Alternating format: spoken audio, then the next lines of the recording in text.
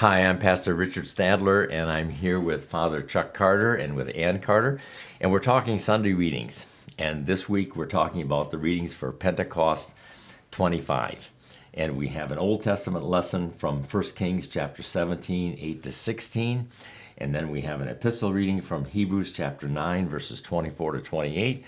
And the gospel reading is from Mark chapter 12, verses 38 to 44. So as we turn to the... A reading from 1 Kings.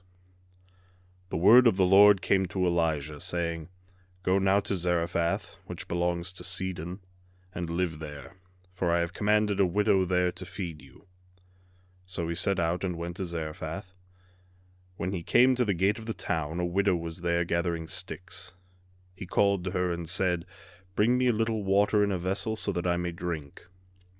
As she was going to bring it, he called to her and said, Bring me a morsel of bread in your hand. But she said, As the Lord your God lives, I have nothing baked, only a handful of meal in a jar and a little oil in a jug. I am now gathering a couple of sticks, so that I may go home to prepare it for myself and my son, that we may eat it and die. Elijah said to her, Do not be afraid. Go and do as you have said. But first make me a little cake of it, and bring it to me. And afterwards make something for yourself and your son. For thus says the Lord, the God of Israel, The jar of meal will not be emptied, and the jug of oil will not fail, until the day that the Lord sends rain on the earth. She went and did as Elijah said, so that she as well as he and her household ate for many days. The jar of meal was not emptied, neither did the jug of oil fail, according to the word of the Lord that he spoke by Elijah. So as we turn to the Old Testament reading about Elijah, he providing food miraculously for the widow in Zarephath. How does this woman display her trust in God? And how much faith does she have at this point? Can anybody suggest the answer to that? I don't know. What struck me when I read this is her kind of this. She has sort of a resolve and a resignation at the same time. That I have nothing. I'm just here to gather some sticks so that I can go home and cook up the last of the food that I have, so my son and I can eat one last meal before we die. Yeah. All right. Yeah. That's brutal. I mean, that's brutal. So. And then all of a sudden this strange guy comes out of the wilderness saying and just says right away, hey, bring me some food. And she does it. How would you respond? Now, is this a testimony to what hospitality required in the ancient world? We know that that's a very strong ingredient in Middle Eastern culture. But you're about to eat your last meal, and now a guy comes along and says, I want food. And she does it. And she does it. Yeah. So hospitality trumps survival. Yeah. Or does she sense somehow that he's a man of God and that he can help her? I don't know. So many of these people who listen and respond to the prophets of the Old Testament always amaze me, because I wonder, how do you guys know that this guy is really speaking for God? And how does she know? We're not told in the text, so maybe that's a mystery we'll have to leave unsolved. Well, it's interesting. Elijah receives this commandment from God. Go to Zarephath. There's a widow there. She'll feed you. And so he comes and he finds her, and the first thing he said, he calls to her, and then he says, bring me a morsel of bread in your hand. We certainly do not have those same kind of courtesy or something like that nowadays. But And it's interesting because God says, I have commanded her. I have commanded her to feed you. So when she comes out and this guy, and then that's the first thing he says to her, and so, wow. God said you were coming, and here you are, and so go. I guess you trump us, or... Okay. Yeah. That answers my question as to how she knew that he was a man of God, because God had somehow communicated to her. Yeah. Yeah. I mean, it's interesting signs that God gives all through Scripture. The baby in the manger. He's going to say this to you. I've told him that you're coming. To other people, I've told Ananias that you're coming, Saul. So be ready. all sorts of things. And this moderates my skepticism, my modern skepticism, because in our Lutheran circles, we were trained that God only communicates now through his word. The Bible doesn't say that. And we have all these stories where God directly communicated to people. And I don't know if he spoke with an audible voice or how he did it, but I'm not as skeptical anymore at this stage of my life and my Christian experience to rule out everybody who says, oh, God talked to me, or God communicated to me, or God nudged me this way. Because I've had experiences that I've had where I feel God kind of nudged me and God moved me and the Holy Spirit alerted me to somebody. And I'm not willing to say that all those people are frauds. No. Or that they're all fakes. It's not a coincidence that I have been prodded to call someone and they have needed me to call them. Exactly. And so I'm a little more judicious about when people tell me God talked to me or God spoke to me or God nudged me to do this, to say, I don't see anything in the scriptures to say that God can't do that in the 21st century. No. Yeah, God hasn't changed much over time. And that's why the theme that I see that connects all of these stories is that relax and trust God. And certainly this lady did it, and promise made, promise kept to her. Yeah. And she was rewarded. Yeah, she was for rewarded. her And what trust. I liked is that the meal never, and the meal and the oil, the jars, there was always food there. And it was enough that in verse 17 verse 15, her whole household ate. Yeah. So it wasn't just a blessing to her and to her child, but if she had servants, if she had whatever she had, it was her household that also benefited from her obedience to the command of God. Now, that's not in the lectionary, isn't it? In the lectionary reading, verse 17. I think it only goes to verse 16. Oh, I'm sorry. It's chapter Well, 17, verse 15. So it's within this. Oh, it is? Okay, yeah, Yeah, it is there. That are also. Okay, Yeah. I was going to say people aren't going to hear that, but it's good that you Yes. gave them that insight. Yeah. Okay, then let's move on to the epistle lesson where we'll look for the same theme, relax and trust in God. A reading from Hebrews. Christ did not enter a sanctuary made by human hands, a mere copy of the true one, but he entered into heaven itself, now to appear in the presence of God on our behalf. Nor was it to offer himself again and again, as the high priest enters the holy place year after year with blood that is not his own, for then he would have had to suffer again and again since the foundation of the world. But as it is, he has appeared once for all at the end of the age to remove sin by the sacrifice of himself. And just as it is appointed for mortals to die once, and after that the judgment, so Christ, having been offered once to bear the sins of many, will appear a second time, not to deal with sin, but to save those who are eagerly awaiting for him. How is that portrayed here? Well, there's Hebrews has this wonderful way of incorporating what Christ has done into the framework of Jewish temple worship that's already in place within Israel. Should I say? I wonder if there's a certain kind of anxiety that might attend to those who are concerned about being able to satisfy the ritual requirements of temple worship. Mm-hmm. You know, do I have enough money for a sacrifice? Is the lamb that I brought, will that be accepted? Is it Good enough? truly going to Yeah. be without blemish? If it's not, will I have enough coin to trade with the temple coin changers to get the right sacrifice? Will God be pleased with it? All these things.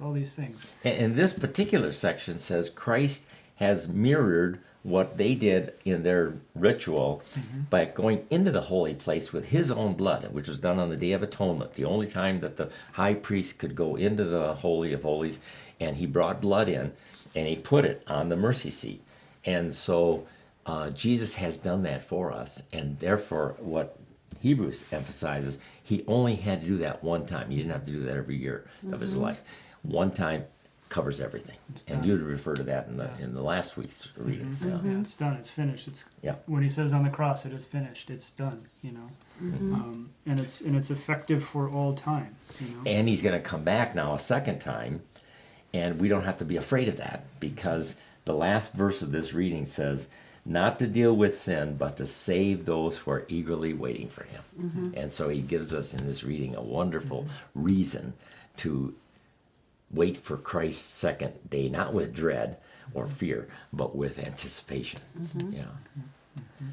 So how does that take us to the gospel lesson, which is a wonderful story of this poor lady? But before that, Jesus is warning his disciples about a scribe. And in the previous reading last week, we had a scribe who asked some pretty nice questions, and he was complimented by Jesus, even though he fell a little bit short. So The Holy Gospel according to Mark. As Jesus taught, he said, "Beware of the scribes who like to walk around in long robes, and to be greeted with respect in the marketplaces, and to have the best seats in the synagogues and places of honor at banquets. They devour widows' houses, and for the sake of appearance say long prayers. They will receive the greater condemnation." He sat down opposite the treasury, and watched the crowd putting money into the treasury. Many rich people put in large sums. A poor widow came and put in 2 small copper coins, which are worth a penny. Then he called his disciples and said to them, "Truly I tell you, this poor widow has put in more than all those who are contributing to the treasury, for all of them have contributed out of their abundance, but she, out of her poverty, has put in everything she had, all she had to live on." So, what's the purpose of that first part about warning them of the scribes?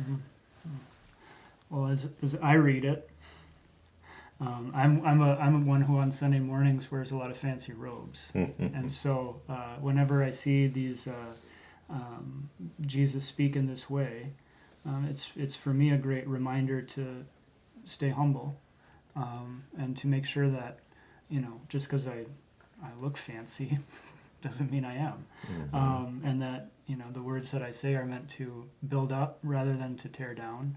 And I take it in a very personal way. Certainly for those who would be listening to Jesus, he's trying to point out their hypocrisy. Yeah. I think. And, Yeah. that's a perennial lesson.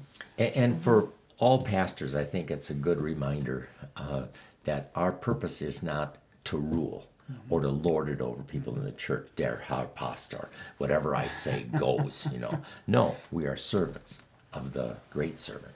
And so we are under shepherds of the great shepherd. But we are not in there for the status or the honor and the glory. We're there to serve. And I think that's a good, healthy reminder to anybody who's called into work in the church. That's your job, is not to exercise authority. Your job is to serve and serve the people's spiritual needs. Yeah. As we've talked about before, I think we talked about it last week, we've talked about it at other times, that when Jesus came and expressed this new kingdom that he was king of, that it was different than any kingdom on this earth. Right. And we've talked about the Beatitudes that expressed a whole different way of looking at things. It's not power down. And in the same way, first he identifies those who did have power, and then turns to the widow who had nothing. No. And she is the one who is commended. Yeah. Because she is living those Beatitudes again. She's poor not only in finances but in spirit, but yet she is trusting in God for everything, and that's turning the tables on all of our preconceived notions of how things are supposed to work. The rich are supposed to be the ones who are in the kingdom. The rich are supposed to be the ones who have the power and have the connections. But Jesus says no. His standard for measuring whether a person is blessed or not is not how much they own or how much they've acquired, or how many degrees they have or what status they have. It's, are you serving? And look what this lady does. The coin that she gives there in the Greek text is called a lepton. And that was 1/128th of a denarius. And a denarius is a day's wages. So 1/128th of a day's wages is what she has. She has 2 of them. So she throws those in, and that's everything she has. That was pittance. I mean, that was just hardly anything. I don't know if you can even buy bread with 2 coins like that. And Jesus says she threw it all in. So she was trusting that God would somehow take care of her, even if she gave all of her subsistence acquisition into this Gaza Philikayon is what it's called. And we've since then created a Gaza Philikayon at St. James for the children to put their offerings in on Easter as a way of taking them back to this text. And so Jesus commends her, and I'm sure God will take care of her. We're not told that. We're not answered. None of those questions are answered. But this is an amazing story Yeah. of I read once, generosity. and I, since I don't have an original thought, everything I say comes from somebody I read. But that, and you correct me, that in the area where you gave your money at the temple, there were whatever these are called. They were brass, and that when you threw your money in, it made a loud sound. So when you threw in a lot of money, everybody knew that you were giving quite a bit to the church. And boy, aren't I great! So if she was giving 2 of whatever Little leptons, dinky coins. like the ones that we found when we were sifting. right. I mean, the one that I found was Size it of your wasn't even fingernail. as big as an Yeah. M&M. Yeah. It was small. Right. It wouldn't have made any noise. Right. No one would have known what she gave at all, Right. except that Jesus did. He noticed what she had done, and he pointed her out. And those were made of copper. They weren't even gold or silver. And so, I mean, that expresses the humility of her offering, but the magnitude of the offering, because that was everything she had. Yeah. Yeah. So this is just a wonderful example for us of a person who trusted in God and who just left her life up to Him. You know? So, if you found something worthwhile in this, we hope you'll like it, and we hope you'll also subscribe if you haven't to these videos, and also tell your friends and post it on Facebook or pass it on somehow.